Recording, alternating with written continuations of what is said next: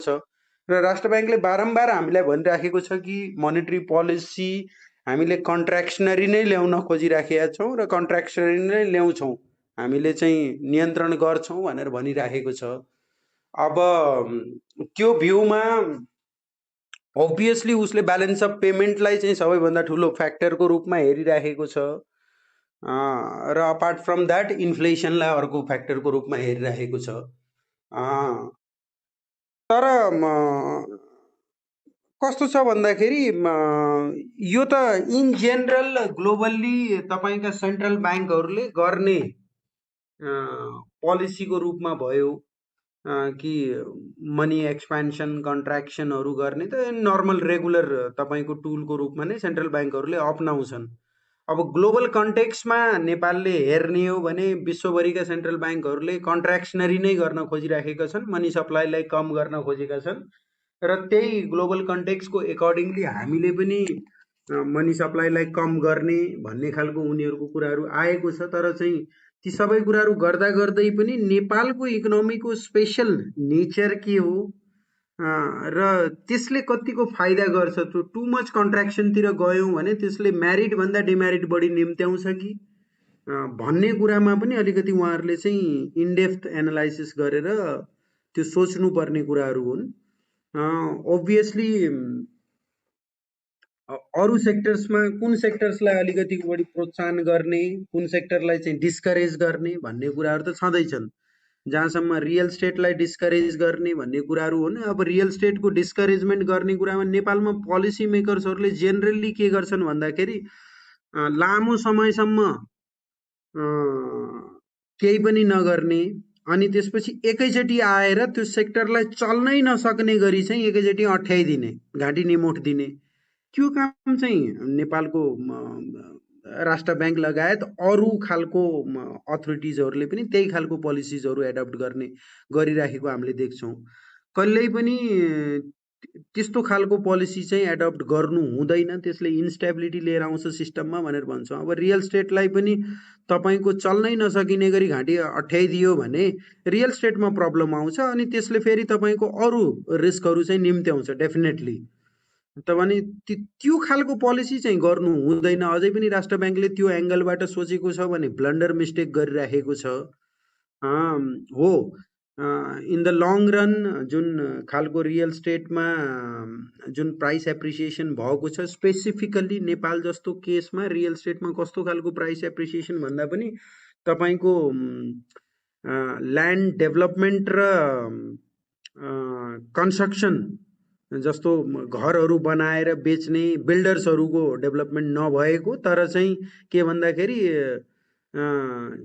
एउटा कुनामा ल्यान्ड किन्यो अनि त्यसपछि एकैचोटि त्यो ल्यान्डको प्राइसेसहरू बढ्ने, त्यो चाहिँ कतैबाट पनि तपाईँको प्रोडक्टिभ होइन। यदि त्यही चिजहरू तपाईँको बिल्डर्सहरूको थ्रु आइदिएको भए, कन्स्ट्रक्सन एक्टिभिटिजहरू भएको भए, हाउसिङहरू भइदिएको भए फेरि त्यसले चाहिँ तपाईँको इकोनोमीमा राम्रो प्रभाव पार्थ्यो। त्यो खालको स्थिति नेपालमा नभएको हुनाले अहिले पनि ल्यान्ड बिल्डिङहरूको जुन हो त्यो कर्पोरेट्स भन्दा पनि इन्डिभिजुअल्सहरूको बढी पकड भएको हुनाले त्यसले चाहिँ ओभियसली त्यो जिडिपीमा खासै कन्ट्रिब्युसन दिँदैन भन्ने चाहिँ सोच हो। भने अब क्यापिटल मार्केटलाई किन कन्ट्रोल गर्न खोजिराखेको, अब त्यो त बुझिन सक्नु छ। क्यापिटल मार्केट त एक्चुअलमा हामीले हेर्ने हो भने क्यापिटल मार्केट ओन्ली कारण होइन तपाईँको लिक्विडिटी सक गर्ने। अन्त त्यसको लागि धेरै चिजहरू राष्ट्र ब्याङ्ककै डाटाबाट नै हामीले हेऱ्यौँ भने पनि लिक्विडिटी सक गर्नलाई क्यापिटल मार्केटले केही पनि गरेको छैन। एसेट बबल क्रिएट गर्नको लागि पनि हो, सर्टेन लेभलमा एसेट बबल क्रिएट भएका थिए, सर्टेन स्क्रिप्ट सर्टेन सेक्टर्सहरूमा भएका थिए, त्यो सबै हामी सबैले बुझेकै कुरा हो।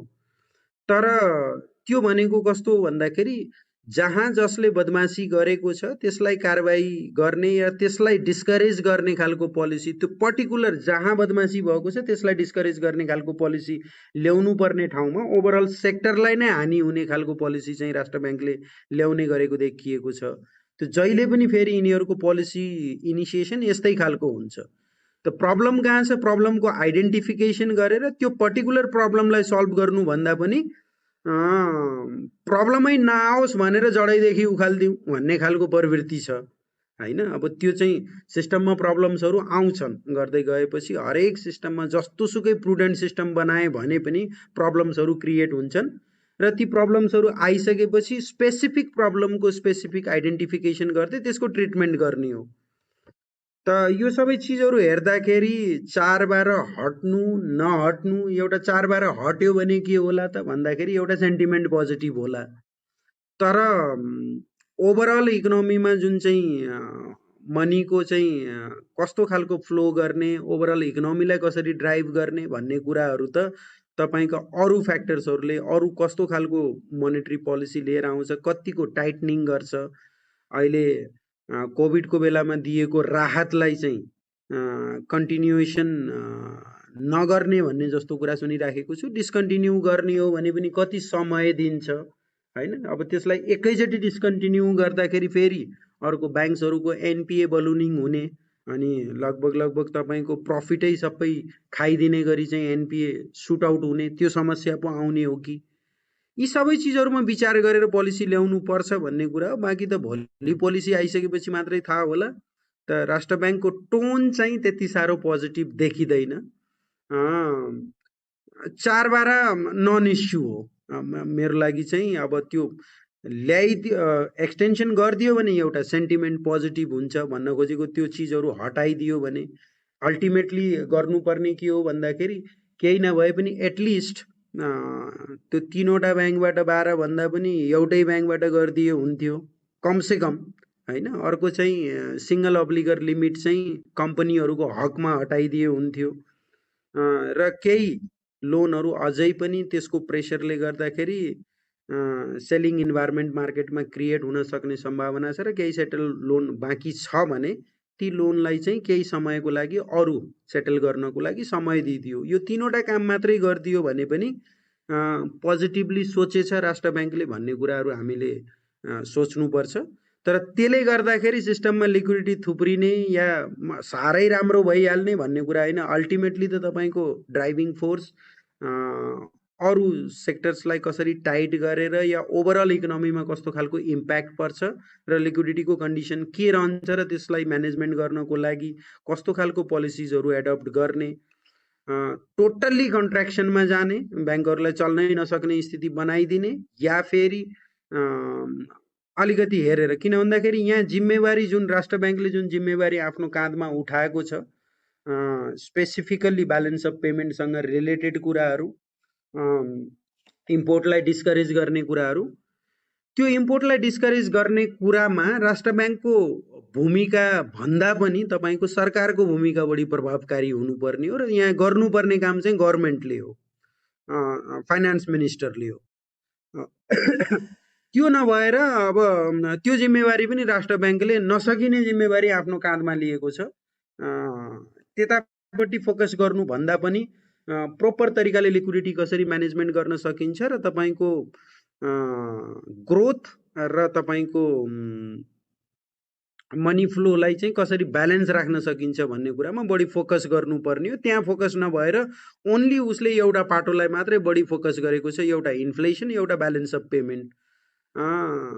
ब्यालेन्स अफ पेमेन्टको लागि मैले अगेन एन्ड अगेन भनिसकेँ, राष्ट्र ब्याङ्कसँग धेरै रुमहरू हुँदैन। त्यो भनेको गभर्मेन्ट पाटोबाट मात्रै गर्ने हो भने इन्फ्लेसन, हामी बरोड इन्फ्लेसनको इन्भाइरोमेन्टमा छौँ र इन्फ्लेसनले खासै इन्ट्रेस्ट रेट राइज गरेर इन्फ्लेसन कन्ट्रोल गरौँला या मनी सप्लाई कम गरेर इन्फ्लेसन कन्ट्रोल गरौँला भन्ने कुरामा सिग्निफिकेन्ट इम्प्याक्ट पार्ला जस्तो मलाई लाग्दैन। Thank you. Thank you Vishnu sir. म फेरि हेमन्त सरसँग यो विचार लिन चाहे sir. Hemant sir, Hemant sir हुनुहुन्छ सर? हजुर हजुर सर। सेम क्वेसन हजुरलाई राखे सर। सर के थियो ठ्याक्कै इस्यु एकदम ब्रिफमा भनिदिनु त। यो अहिले मोस्ट एज ए इन्भेस्टरहरूले चाहिँ वेट गरेको मोनिटरी पोलिसी होइन सर, त्यसमाथि अब यो 4-12 के हुन्छ अहिले विष्णु सरले पनि भनिदिनु भयो अलिकति। अनि मलाई पनि लागेको के भन्दाखेरि रिस्क वेटेड एसेट्सलाई चाहिँ अलिक रिल्याक्सेसन गरेर अब 4-12लाई चाहिँ 12 मात्र पारेदेखि हुन्थ्यो। अब त्यो हामीले जस्तो चाहन्छौँ त्यस्तो पनि नहोला। हजुरलाई चाहिँ के लागिरहेको छ सर, यो 4-12 ल 4-12 हटायो अथवा रिल्याक्सेसन केही लिएर आइदियो र रिस्क वेटेड एसेट्सलाई चाहिँ मिड टर्म मोनिटरी पोलिसीमा जे सम्बोधन भएको थियो त्यो एज इट इज राखिदियो भने के यसको असर कस्तो हुन्छ सर? यसको असर त 4-12 हटाउनको न्यून भएको जस्तै हुँदैन सर? Okay, thank you. यसमा हामी सरसर्ती हेर्दा जस्तो सरले भन्नुभयो नि 12, म त्यो 12 को पनि एउटा एब्सोल्युट नम्बरसँग म खासै पोजिटिभली हेर्दैन, किनभने त्यो एब्सोल्युट नम्बर जतिसुकै भए पनि त्यसले खासै पोजिटिभ इम्प्याक्ट दिँदैन। म चाहिँ यसमा के भन्छु भने त्यसलाई रिलेटिभ फर्ममा डिफाइन गरिदिनुपर्छ। कोर क्यापिटलको 1% अथवा 2% सम्म सिंगल लिमिट दिने इन्डिभिजुअलको लागि, अथवा इन्स्टिट्युसनलको लागि 5% अथवा केही हुनसक्छ। अनि टोटल एक्सपोजर यो रेट भनेर जाँदाखेरि त्यो बेटर हुन्छ।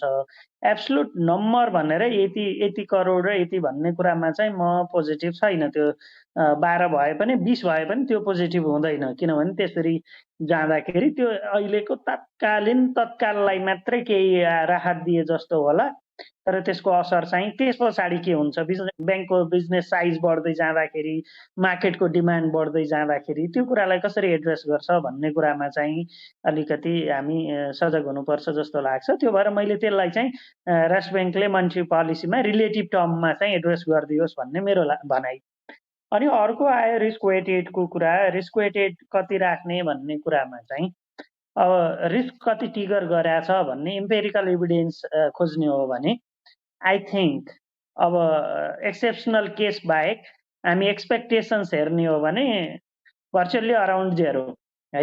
त्यो केसमा जहाँ एक्सपेक्टेड लस नै हामी खासै ठुलो देख्दैनौँ, ब्याङ्किङ इन्डस्ट्रीले चाहिँ लस बियर गर्ने जुन एक्सपेक्टेसनै खासै देखिँदैन, त्यो ठाउँमा चाहिँ रिस्क वेटेड बढाउनु पर्ने आवश्यकता चाहिँ हुँदैन। अब त्यो सेक्टरको लोनलाई डिस्करेज गरेर प्रायोरिटाइज सेक्टरको लोनलाई चाहिँ इन्करेज गर्नको लागि गरिएको भन्ने हदसम्म चाहिँ होला, तर त्यतिका डिस्करेज गर्नुपर्ने अवस्था चाहिँ छ जस्तो मलाई लाग्दैन। र एसेट्स बबलको सिचुएसन पनि होइन। एसेट्स बबलको सिचुएसन भएर पछि ब्याङ्कको एक्सपोजर डुब्ला के गर्ला भन्नेतिर चाहिँ सेन्ट्रल ब्याङ्कले सोच्नुपर्ने अवस्थामा पनि पुगेको छैन। कुनै पनि इन्डिकेटरले त्यहाँसम्म पुगेको चाहिँ विगतमा पनि इन्डिकेट गरेको थिएन। अब त्यो कुनै इन्डिकेटरलाई चाहिँ मिसरिप्रेजेन्ट गर्ने हो भने त जसरी पनि डिफाइन गर्न सकिन्छ, मिसरिप्रेजेन्ट नगर्ने हो भने एज अ होल मार्केट चाहिँ बबलको सिचुएसनमा पुगेको चाहिँ इन्डिकेटरहरूले देखाउँदैन, कुनै पनि इन्डिकेटरले। त्यही हिसाबले चाहिँ अब अरू अन्य अब्जेक्टिभको लागि गरिएको कुरा हो भने अब त्यो राष्ट्र ब्याङ्कले नै जानुहोस्, होइन भने सैद्धान्तिक हिसाबले हेर्दाखेरि, प्रिन्सिपल्ली हेर्दाखेरि त्यो 150% रिस्क वेट राख्नु चाहिँ त्यति जायज देखिँदैन। र अर्को हामीले हेर्दाखेरि पुँजी बजारलाई थप चलायमान बनाउनको लागि ब्याङ्क तथा वित्तीय संस्थाहरूले गर्ने जुन लगानी छ, त्यो लगानी चाहिँ क्यापिटल मार्केटमा लगानी गर्नको लागि डिस्करेजिङ गर्ने गरी एकदम डिस्करेजिङ फ्याक्टर नै हो त्यो। 1 वर्षसम्मको होल्डिङ पिरियड म्यान्डेटोरी गरेर जुन पोलिसी ल्यायो, त्यो पोलिसी चाहिँ मेरो विचारमा चाहिँ हुनसक्छ एक्सपोजर कतिसम्म जान दिने भन्ने कुरा चाहिँ त्यो कोर बिजनेसै छोडेर ब्याङ्कहरू यता नलागुन् भन्ने सेन्ट्रल ब्याङ्कको इन्ट्रेस्ट हो भने कति बराबरको एक्सपोजर कहाँसम्म जाने भन्ने त्यहाँ रिलेटिभ टर्म राख्न सकिन्छ। तर होल्डिङ पिरियड 1 वर्षको राख भनेर जुन म्यान्डेटरी प्रोभिजन राख्यो, त्यो चाहिँ त्यति युक्तिसङ्गत होइन कि जस्तो लाग्छ। म त प्रिन्सिपल बेस्ड रेगुलेटरी मेकानिजम को एडभोकेसी गर्ने, यस्ता एडहक बेसिसमा आउने पोलिसीहरूले चाहिँ खासै राम्रो गर्दैन। त्यो भएर प्रिन्सिपल्ली जस्टिफाइड हुने खालका लजिकल पोलिसीहरू, त्यो लजिकले काम गर्ने गरी भनेको मार्केट डाइनामिक्स अनुसार चाहिँ त्यो पोलिसीले एड्रेस गर्न सक्ने खालका पोलिसीहरू चाहिँ सेन्ट्रल ब्याङ्कले ल्याउनु पर्छ भन्ने मलाई लाग्छ। त्यो भएर सेन्ट्रल ब्याङ्कले चाहिँ अहिले चाहिँ यो 4-12 को जुन कुरा छ त्यो एब्सोल्युट नम्बरबाट ब्याक हटेर रिलेटिभ टर्ममा गयो भने बेटर होला जस्तो लाग्छ। रिस्क वेटेजको पार्टमा चाहिँ अब स्ट्यान्डर्डाइज अप्रोच, बेसल 3 को स्ट्यान्डर्डाइज अप्रोचमै रहेको हुँदाखेरि अब उसले तोकिदिनु पर्ने अवस्था छ। त्यो तोक्दाखेरि आवश्यकता भन्दा माथिल्लो रेन्जमा गएर 150 तोक्नु चाहिँ सैद्धान्तिक हिसाबले प्रिन्सिपल्ली त्यसलाई चाहिँ जस्टिफाएबल नहुन सक्छ। र अर्को तेस्रो चाहिँ जुन बैंक तथा वित्तीय संस्थाहरूले लिक्विडिटी म्यानेजमेन्टको पर्पसको लागि, जस्तो हामी कहाँ लिक्विडिटी म्यानेज गर्नका लागि इन्स्ट्रुमेन्ट नै कति छन् र त्यो इन्स्ट्रुमेन्टै नभएको ठाउँमा चाहिँ एउटा सेक्टर जुन हाइली लिक्विड छ, इजिली कन्भर्टेड इन्टु क्यास छ होइन, मार्केटेबिलिटी छ अनि लिक्विडिटी पनि एभाइलेबल देखिन्छ भने अब त्यो डेथ ब्रेथको कुरा गर्ने हो भने अलिकति भने जस्तो पुगिसकेका छैन, तर एटलिस्ट कम्पेरिटिभ हिसाबले हेर्ने हो भने अर्को कुनै पनि मार्केट त्यो लेभलको लिक्विड मार्केट देखिँदैन भने त्यो मार्केटमा उसले लिक्विडिटी म्यानेजमेन्ट पर्पसको लागि लगानी गर्न सक्दैनस् भनेर भन्नु चाहिँ त्यो पनि सैद्धान्तिक हिसाबले त्यति युक्तिसङ्गत नदेखिन सक्छ। त्यो भएर यो तीनवटा कुरालाई चाहिँ अब प्रिन्सिपल्ली जस्टिफाइड हुने गरी चाहिँ सेन्ट्रल ब्याङ्कले एड्रेस गर्नुपर्छ। त्यो गरेको अवस्थामा चाहिँ पुँजी बजारको लागि त्राण धान्ने काम हुन्छ।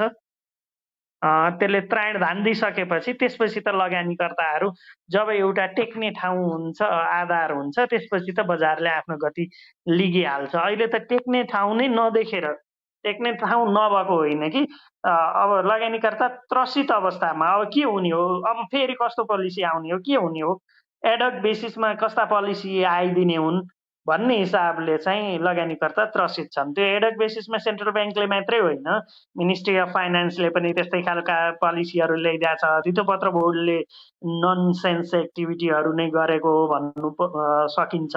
त्यो एउटा फाइनेन्सियल एनालिस्टले गर्नुपर्ने काम चाहिँ धितोपत्र बोर्डले गर्ने, अनि त्यो पनि फेरि फ्याक्चुअल इन्फर्मेसन भएन, त्यहाँ डेलिजेन्स र रिजनेबल बेसिस पनि भएन, अनि सुइटेबिलिटीको कुरा पनि त्यहाँ हेरिएन। त्यस्तै कुराहरूले गर्दाखेरि लगानीकर्ताहरू चाहिँ अलिकति त्रसित मनस्थितिमा पुर्याएको चाहिँ डिफ्रेन्ट रेगुलेटरहरूबाट हो।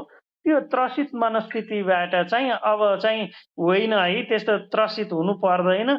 रेगुलेटर चाहिँ राइट डिरेक्सनमै छ र राइट वेमै रेगुलेट गर्छ र इन्टिग्रिटी अफ क्यापिटल मार्केटलाई चाहिँ प्रमोट गर्छ, प्रोफेसनलिजमलाई प्रमोट गर्छ भन्ने सिम एउटा जुन त्यो मेसेज मात्रै कन्भे हुन सक्यो भने पनि त्यसपछि बजारले आफ्नो गति लिन्छ र ओपन मार्केटले नै एउटा गति चाहिँ तय गर्छ। त्यसले चाहिँ के हुन्छ भने बजार बढ्यो अथवा घट्यो भने पनि त्यहाँ मार्केट फोर्सले चाहिँ बजार बढ्ने र घट्ने हुन्छ। रेगुलेटरी मेनिपुलेसनबाट चाहिँ मार्केटलाई चाहिँ तलमाथि चलाउनु हुँदैन भन्ने मेरो बुझाइ हो। त्यो हिसाबले चाहिँ जति पोलिसी आउँछन् एडक बेसिसमा होइन कि प्रिन्सिपल बेस्ड पोलिसीहरू आउनुपर्छ भन्ने मेरो बुझाइ हो। पुँजी बजारलाई फोकस गर्दाखेरि राष्ट्र ब्याङ्कले यो तीनवटा कुरालाई चाहिँ तत्कालै प्रिन्सिपल्ली जस्टिफाएबल वेबाट चाहिँ एड्रेस गर्नुपर्छ भन्ने मेरो बुझाइ छ। हस्, thank you. Thank you Hemant sir. मैले यो च्याटबाट चाहिँ एउटा च्याट पिकअप गरेको छु, कृष्ण सरले लेख्नु भएको छ। यो साह्रै अलिकति हाँसौँ पनि भनेर। अब भोलिको दिनको उहाँले ब्रिफिङ गर्नुभएको छ कि भोलि आधा घन्टा मुटु ढुकढुक भएर बित्ने भयो, आधा घन्टा खलखल पसिना भएर बित्ने भयो, आधा घन्टा छटपट्टिमा बित्ने भयो, आधा घन्टा निराशीमा मार्केट क्लोज हुने भयो भनेर लेख्नु भएको छ। साह्रै रमाइलो लेख्नु भएको छ। विष्णु सर, यसमा अलिकति हजुरको विचार भनिदिनु न विष्णु सर। विष्णु सर भन्नुभयो अरे के लेख्नु भएको छ भन्नुभयो? उहाँले साह्रै राम्रो लेख्नु भएको छ सर। अब वास्तवमा अब सानो लगानीकर्ताहरू अबलाई भोलिको दिन साँच्चै त्यस्तै हुन्छ कि जस्तो लाग्यो। उहाँले लेख्नु भएको छ आधा घन्टा मुटु ढुकढुक भएर बित्ने भयो, आधा घन्टा खलखल पसिना आएर बित्ने भयो, आधा घन्टा छटपट्टिमा बित्ने भयो, आधा घन्टा निराशीमा मार्केट क्लोज हुने भयो भनेर लेख्नु भएको छ सर। यसलाई हजुरले कसरी लिनुभयो सर? अब हेर्नुहोस्, अलिकति के आउला कस्तो आउला भन्ने एक्साइटमेन्ट त छ होइन, पोजिटिभै आउला कि होप पनि छ, पोसिबली पुराना गरेका गल्तीहरूलाई चाहिँ सुधार्ला कि भन्ने आश पनि छ। तर रेगुलेटरी एटिट्युड हेर्दाखेरि खासै सिग्निफिकेन्ट तपाईँको चेन्जेस केही होला जस्तो, किन भन्दा टोन दिइसकेको छ राष्ट्र ब्याङ्कले के गर्न खोजेको हो भन्ने। अब त्यो एक्चुअलमा के गरेर लिएर आउँछ एन्ड मा चाहिँ पोलिसी कस्तो ल्याउँछ त्यसको बेसिसमा फेरि एनालाइसिस गर्न सकिएला त्यसको इम्प्याक्ट के होला भन्ने खालको कुराहरू। त मार्केट अहिलेको अवस्थामा रेजिलियन्स चाहिँ देखिएको छ। Whatever is the situation, धेरै पेनिक सिचुएसन चाहिँ अहिले क्रिएट गरेको छैन, रेजिलियन्स देखिएको छ। त्यो आफैमा एउटा पोजिटिभ पार्ट हो। यतिका अनसर्टिनिटी हुँदा हुँदै पनि मार्केटले जुन रेजिलियन्स देखाएको छ त्यो चाहिँ सराहनीय छ। बजारमा अहिले चाहिँ त्यो देखिएको छ, एउटा कन्फिडेन्ट देखिएको छ, यो रेटमा चाहिँ होल्डै गर्ने हो भन्ने खालको कन्फिडेन्ट चाहिँ आएको छ बजारमा। त्यस्तो खालको सेलिङ प्रेसर्सहरू देखिएको छैन। त्यसले गर्दाखेरि भोलि के होला भन्ने भन्दा पनि ओभरअल के होला भन्ने कुरामा चाहिँ हामीले हेर्दाखेरि पोसिबली केही खालको मोनेटरी पोलिसीबाट डिसअपोइन्टमेन्ट मार्केटले देखायो भने पनि त्यो चाहिँ सर्ट लिभ्ड हुन सक्ने सम्भावना बढी देखिन्छ। किन भन्दा यदि त्यो सेन्स बजारले गरेको भए, त्यो रेजिलियन्स नदेखाएको भए पेनिक छ बजारमा भनेर भन्न सक्ने आधारहरू रहन्थ्यो। बजारमा पेनिक चाहिँ देखिएको छैन, बजार आफै रेजिलियन्ट भएको छ। त्यसले गर्दाखेरि भोलि एक दिन के होला भन्दा पनि ओभरअल के होला भन्ने कुरामा चाहिँ लगभग अति नै नेगेटिभ आइदिएन भने, अब तपाईँको एकदमै राष्ट्र ब्याङ्कले ब्लन्डरै गर्यो भन्ने खालको चिजहरू आइदियो भने त छुट्टै पाटो होला। तर अब ब्लन्डर गरिया छैन, ल ठिकै छ, सबैतिरबाट म्यानेज गर्नुपर्ने चिजहरूमा एउटा ब्यालेन्सिङ एक्ट गरेको छ भन्ने खालको चिज आइदियो भने मार्केट विल रियाक्ट पोजिटिभली। त्यसमा चाहिँ डेफिनेटली हो। हल्का चाहिँ मार्केटले एक्सपेक्ट गरेको चिजहरू आइदिएन भने पनि त्यसको इफेक्ट 1-2 दिनभन्दा बढी रहँदैन। Thank you. Okay, thank you sir. Sir अब हामी सर म हेमन्त सरलाई, विष्णु सर सबैलाई, विष्णु सरलाई र हेमन्त सर ढिलो भए पनि जोइन गरिदिनु भयो, धेरै खुसी लाग्यो सर। आज ब्याङ्किङ सेक्टरको हामीले यो डिस्कसन गऱ्यौँ, सायद सबैलाई अलिकति नलेज केही भयो, राम्रै भयो होला भन्ने अपेक्षा राख्दैछु। अब अर्को रुम खोल्दाखेरि चाहिँ एकचोटि इन्सुरेन्स सेक्टरतिर नलेज सेयरिङ गर्ने चाहिँ मेरो अभिप्राय रहनेछ। हजुरहरूले साथ दिनुहुन्छ भन्ने आशा गर्दछु। विष्णु सर, हजुरले नि क्लोजिङ रिमार्क्स राखिदिनलाई मैले रिक्वेस्ट गरेँ। Vishnu sir, thank you very much. अब क्रिटिकल टाइम छ, भोलि सायद मोनेटरी पोलिसी आउँछ कि भन्ने एक्सपेक्ट गरिराखेका छौँ। र अर्को एउटा चिज चाहिँ हुन त अब हामीले भनेर उनीहरूले सुन्दैन होइन, हामीले भन्ने काम चाहिँ तर छोड्दैनौँ। त के हो भन्दाखेरि मोनेटरी पोलिसी सम्बन्धी डेटहरू चाहिँ फिक्स हुनुपर्छ, डेट पनि फिक्स हुनुपर्छ, मिटिङ माइन्युट्सहरू पनि सार्वजनिक हुनुपर्छ। यो राम्रो प्र्याक्टिसको रूपमा लिइन्छ। त हाम्रो यहाँ के छ भन्दाखेरि न डेट फिक्स हुन्छ होइन, पोलिटिकल इन्टरभेन्सन चाहिँ बढी हुन्छ। त्यो आफ्नो ठाउँमा नै छ। त आउनेवाला समयमा राष्ट्र ब्याङ्कले केही सुधार गर्छ कि हामीले यहाँबाट दिन सक्ने सुझावहरू तिनै हुन्। कमसेकम डेटहरू फिक्स हुने र मिटिङ माइन्युट्सहरू सार्वजनिक गर्ने, सो द्याट कि त्यहाँ बसेर डिस्कसन गरेका मान्छेहरूको ओभरअल भ्यू कस्तो छ, टोन कस्तो छ भन्ने कुराहरू थाहा पाउन सकियोस्। हामीले पनि माइन्युट्सहरू चाहिँ हेरेर भन्ने कुराहरू, कस्तो खालको डिबेट्सहरू भयो र कुन कन्क्लुजनमा पुग्यो भन्ने कुराहरू थाहा पाउनु पाए राम्रो हुन्थ्यो। त्यो ट्रान्सपेरेन्सीकै मेकानिजम हो। जहाँसम्म भोलिको लागि हो, सबैले वेट गरेर बसिराखेको पोलिसी हो, त आम लगानीकर्तालाई मार्केटप्रति रियाक्सन देखाउँदाखेरि त्यसको सही आकलन गरेर जजमेन्ट गरेर ओभरली पेनिक हुनुपर्ने अवस्था मैले देख्दिनँ। जे जस्तो सिचुएसन थियो, मार्केटले अलमोस्ट धेरै जसो नेगेटिभिटीहरू डिस्काउन्ट गरिसकेको अवस्था हो र अब यहाँबाट चाहिँ प्लान्टली तपाईँको मिस्टेक राष्ट्र ब्याङ्कले गर्दैन र अलिकति ब्यालेन्सिङ टाइपको लिएर आउँछ भने मार्केटले पोजिटिभली नै रियाक्ट गर्ने सम्भावना बढी छ। हल्का एक्सपेक्टेसन पुरा नगरेको केसमा पनि त्यो रियाक्सन चाहिँ धेरै दिन रहँदैन भनेर फेरि रिपिटेडली मैले भनिराखेको छु र त्यही अनुसार सेन्सिबल भएर अलिकति चाहिँ पेसेन्स राखेर लगानीकर्ताले रियाक्सन गरेको बेटर हुन्छ भन्ने कुरा हो। एट द सेम टाइम हरेक मान्छेको आफ्नो रिस्क म्यानेजमेन्ट लेभल होला, कतिको रिस्क बेयरिङ क्यापासिटी छ त्यो आफ्नो आकलन आफैले गरेर त्यही अनुसारको रिस्क म्यानेजमेन्ट पनि गर्न भनेर मैले चाहिँ सुझाव दिन चाहन्छु। Thank you very much. र यो सेसन चाहिँ फुल डिस्कसन तपाईँहरूले गर्नुभयो। मैले त लेटै जोइन गरेँ। हेमन्त सरको मैले राम्रो तरिकाले पुरै कुरा सुन्न पाइनँ। उहाँले धेरै राम्रो इन्फर्मेसन्सहरू धेरै कुराहरू जानकारी दिनुभएको थियो। हेमन्त सरलाई धेरै धेरै धन्यवाद। र अरू सरहरूको कुरा त मैले खासै सुन्न पाइनँ। तर जे होस्, अरू साथीहरूबाट भन्दै आएकोमा यस्तो खालको सेसन्सहरू बन्यो भने, एउटा ज्ञानवर्धक नलेजेबल सेसन्सहरू भयो भने सबैलाई चाहिँ बेनिफिट हुने खालको हुन्छ। मोरपा हामी आउँदै मार्केट के हुन्छ भनेर डिस्कसन गर्दा पनि यी खालका कुराहरू डिस्कसन गऱ्यौँ भने झन् चाहिँ राम्रो हुन्छ जस्तो मलाई लाग्छ। र यो कोसिस गरेकोमा मुकुन्दजीलाई धेरै धेरै धन्यवाद। Thank you. Thank you Vishnu sir, thank you for inspiration. Hemant sir, अब हजुरको क्लोजिङ रिमार्क्स लिन चाहे सर। हेमन्त सर, सिकारु सर हजुर हुनुहुन्छ?